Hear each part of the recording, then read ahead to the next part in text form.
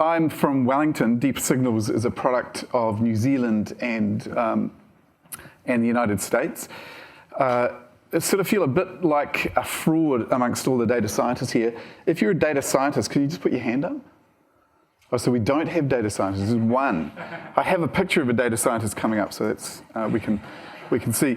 We're psychologists. We do a really simple thing. I sort of feel like with the massive data that everyone's talking about and the speed that we're going at, I think that we are the slow cooking of the world that we're in at the moment, because the game that we're in is to have people reflect, and the innovations that we're trying to drive are to have people understand themselves much, much more deeply, and we recognise that there's many ways to get there. So there is data that people can put in from questionnaires, or we can extract from various databases. The point of that is to increase self-knowledge. A lot of the problems that exist in organisations today are because people either don't understand themselves or don't feel understood by their organisation. And we learnt that ourselves when we did work when I ran an organisation called Hogan X, which was the innovation lab for Hogan Assessments, some years ago in New York. And we undertook a series of experiments trying to build personality pictures of people from, for example, Facebook likes, which you can do with a surprising degree of accuracy. We also did that looking at your dark side trends, so how you might derail.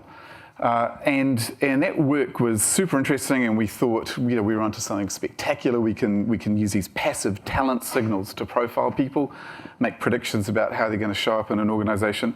And along came a company called Cambridge Analytica, which pretty much did for that particular business model for us, and taught us a very important lesson. And that is that doing stuff to people, extracting information about people without their active consent and participation corrodes trust. And while we understand that this thing can be done, one of the questions that, in listening to many of the presentations I saw today, I was really struck by the mentality, I think, that sometimes we do things to people, we don't necessarily do things with people. And I think that we end up building models and predictive models of an average person, not me. And so the world that, the massive data is accumulating around people. Google have about 1.5 million A4 pages of data on anyone who uses their products and YouTube. Amazon knows, that you're buying condoms because you're having an affair and you're about to, your marriage is going to break up. Or Netflix is going to give you a whole bunch of predictions about the next show that they think that you should watch, designed to sell to you. And while I completely understand it's a commercial world, and we understand that we freely take part in this because it feels kind of free, you got to understand that you are the product. And so the tools that we're trying to build are to focus on the other end of that spectrum.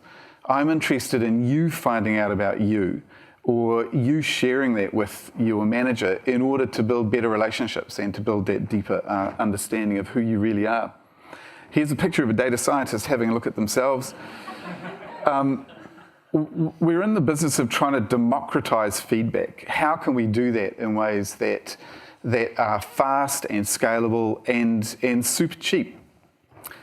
This is an ad. This is a 9-minute long ad. So we want organisations to pay for this stuff to give to their staff. But the goal is to improve your self-understanding and improve the ways in which you relate to other people and have other people relate to you. So we're interested in building self-knowledge in the first place, and then knowledge of other people so that we build those better teams in the workplace. So the way that we do that right now is really standard. We are not agnostic about where information comes from. So I said, we published in the area of taking passive signals from things like Facebook. And we envisage a future where people may choose to share data with us, and they may choose to do that from inside an organisation as well. But right now we're using a kind of very fast, super short kind of personality quiz measure, which you are going to get to try out in a second.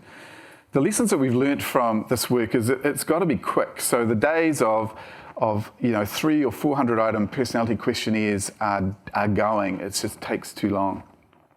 People aren't prepared to invest that much time. Who has done a personality questionnaire? All have. Incredible. Who hasn't? The one person who hasn't. That's incredible. So you can do one in a second. This stuff is ubiquitous, and the input is less important than the output. And I don't think we get that. It's like we build all these things and we do all these reports and we get all this data, and somewhere along the line we've missed the point that it's to an end. We want behaviour to change. So a lot of our effort is in making the output a whole lot more accurate. And the last point that I want to make is that it should be at least an engaging and memorable experience. So all the reports that people get are free forever for them, available online. They can come back, use them, share them. They can do whatever they want. And with that, I'm going to stop, and I'm going to invite you guys to get out your phones. It will take you literally 2 minutes. I don't know how much time I've got left. But I'm going to leave that up. I'm going to leave you. Thank you very much for your time, and I'll see you a bit later on the panel.